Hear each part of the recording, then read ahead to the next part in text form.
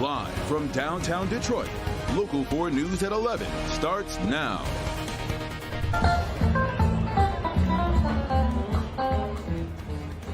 It is the first night of the Jewish holiday of Hanukkah, and menorahs are being lit across the country, and that includes here in Metro Detroit. And in our nation's capital tonight, the national menorah was lit just after sunset. Each night, a candle will be lit until all 8 are lit on the final night of Hanukkah. Back here at home, Metro Detroit Jewish community members gathered for the Jewish Festival of Lights amidst tight security and a brief protest. Yeah. Thanks for being here with us. I'm Kimberly Gill. I'm Devin Skillian. Mara McDonald is live at Campus Martius tonight. Mara, the attack on Israel, the subsequent war in Gaza, very top of mind tonight, no doubt. Well, Devin, of course. And, you know, here's the thing. The Menorah in the D celebration is supposed to be one of joy and family.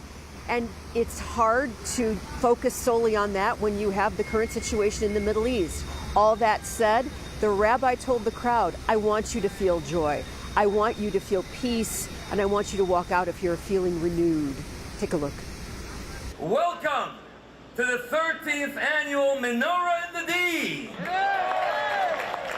While Menorah in the D is supposed to be a celebration of bringing light to the darkness, complete with dancing dreidels, there's simply no escaping what has transpired since Hamas attacked Israel in October. But we have to come together. We have to be strong. We cannot be deterred. We have to have confidence, and we have to have joy.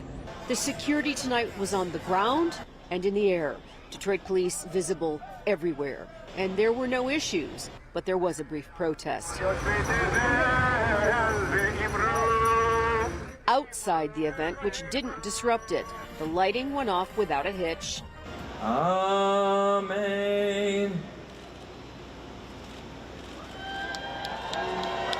The long shadow of hostages and a ground war in Gaza very much top of mind, but still, there is gratitude and joy.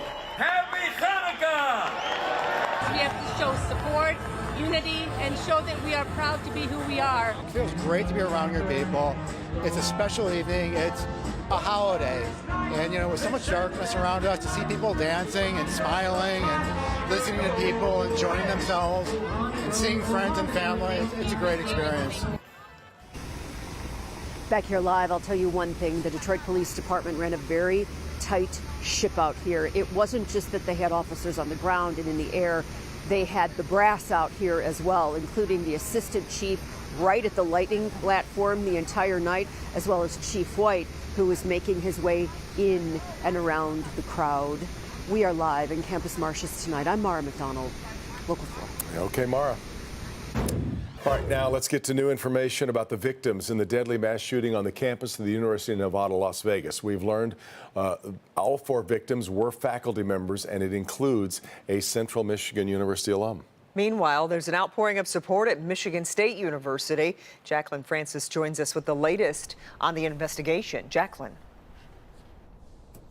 Yeah, Professor Jerry Chang attended graduate school at Central Michigan University. For the last 20-plus years, he's been an instructor at University of Nevada, Las Vegas. Take a look.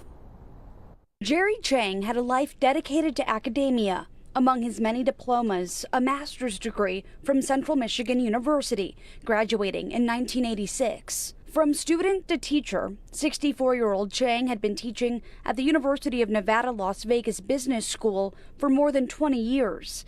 He was one of the 3 faculty members killed on campus Wednesday when a gunman opened fire. A total of 3 faculty members were killed and a 4th injured. No students were hurt. The 67-year-old shooter died on scene. I want to stress that we're still learning a lot about this suspect and still trying to understand motive. We know he applied numerous times for a job with several Nevada higher education institutions and was denied each time. Closer to home, a show of support as Michigan State University students repainted the rock on campus for the UNLV community. The Spartans having gone through a school shooting of their own early this year. Written on the rock, how many more? UNLV strong. Police say the shooter mailed 22 letters yesterday or sometime before the shooting to university personnel across the country. At least one of those letters had a white powdery substance inside. The investigation is still ongoing. Reporting live in Detroit, Jacqueline Francis, Local 4. Okay, Jacqueline, thank you. Sentencing is scheduled for tomorrow for the Oxford school shooter. Ethan Crumbley pleaded guilty to all of the charges against him, including 4 counts of murder in the deaths of Madison Baldwin, Tate Meir, Justin Schilling, and Hannah St. Juliana. This summer, a judge ruled Crumbley is eligible for a sentence of life without parole, but before that sentence is handed down, the people impacted by the shooting will have the opportunity to speak, meaning this could be a hearing that goes on for several days.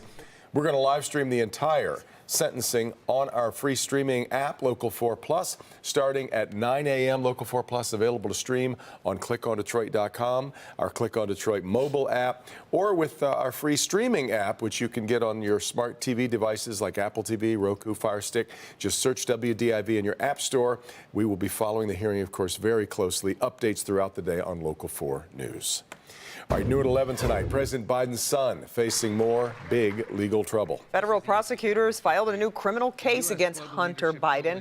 The 9-count tax indictment was filed in California by a special counsel that includes 3 felonies and 6 misdemeanors. Prosecutors say Biden spent millions of dollars on a lavish lifestyle instead of paying tax bills. The Justice Department says Biden could face a maximum of 17 years in prison if convicted. He already faces criminal charges in Delaware related to a gun purchase. No comment tonight from the White House. Director of the CDC brought her vaccination push to Detroit. Dr. Mandy Cohen stopped by the Detroit Healthy Housing Center, where the Detroit Department of Health was hosting a day-long vaccination event. Free vaccines and testing offered to community members. Michigan is lagging compared to years past, and it comes as the flu and COVID and RSV are all making the rounds. Cohen says the vaccination rates aren't where she believes they need to be. We are still seeing a lot of COVID. Actually, in the last week, 800 people have gone into the hospital with COVID here in Michigan. We know about 16% of adults have gotten vaccinated across the country, but that is too low. We need to get folks vaccinated to make sure they're protected. It's one of the reasons I am here in Detroit. If you are interested in a free vaccination clinic near you, connect with your local health department. A judge hands down what are likely the final 2 sentences against defendants in the plot to kidnap Michigan Governor Gretchen Whitmer. Sean Fix of Belleville got 3 to 20 years for providing material support for terrorism. He admitted to helping the plot leader Adam Fox locate Governor Whitmer's vacation home in Antrim County. Brian Higgins of Wisconsin got 36 months of probation for attempting to provide material support. He previously admitted to going on a night ride past Governor Whitmer's vacation home with a camera rigged to his pickup truck.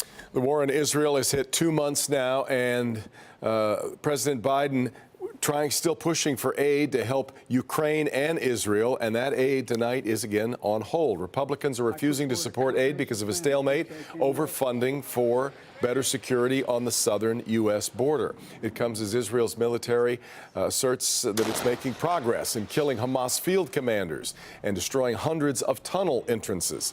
Israel is now considering flooding those tunnels with seawater, though they may contain some hostages. Michigan State University will soon have a new president in just a few hours. Multiple sources are confirming Kevin Guskowitz, a neuroscientist, is the Board of Trustees' choice to lead the university. He's currently a chancellor at the University of North Carolina, Chapel Hill. He'll take over for the interim president, Teresa Woodruff. The Board of Trustees has scheduled a virtual meeting for tomorrow morning at 8 a.m. for what they're calling a quote-unquote personnel action. Well, we saw it was a lovely evening downtown for the big crowd that was down there for the menorah lighting. Yeah, and still gorgeous outside, as evidenced by this live look at the Detroit riverfront from our Skycam. Let's get over to Kim Adams, and more great news on the way as far as the weather's concerned. It really is. It's going to be an even better day tomorrow with temperatures topping out in the low 50s. Right now it's quiet on Exact Track 40 radar. It's cool, but not too bad. We've got temperatures in the upper 30s in Pontiac and Mount Clemens, 40 downtown. 39 Metro Airport, the cool spot, as always, 31 in Ann Arbor. But as I said, that site is always a little bit cooler than the others in Metro Detroit. Doesn't mean it's exactly 31 in Ann Arbor. I suspect it's closer to about 34, 35 as it is in Howell. Tomorrow, we get the warm air in here, that's for sure, but we also have a few clouds mixed in as well. We start out at 39 degrees, 45 by 10 o'clock. By noon, we're close to 50, and then we do top out in the low 50s by 4 o'clock with some cloudiness for 6 to 8 p.m. Temperature trend up and then way down. 58 degrees for Saturday. That could tie or possibly even break a record. And then Sunday, we go all the way down to 41, and then it's kind of closer to that average line as we go through the next 7 days. But tomorrow and Saturday look warm. The question is, will they be dry? And we'll talk all about that coming up.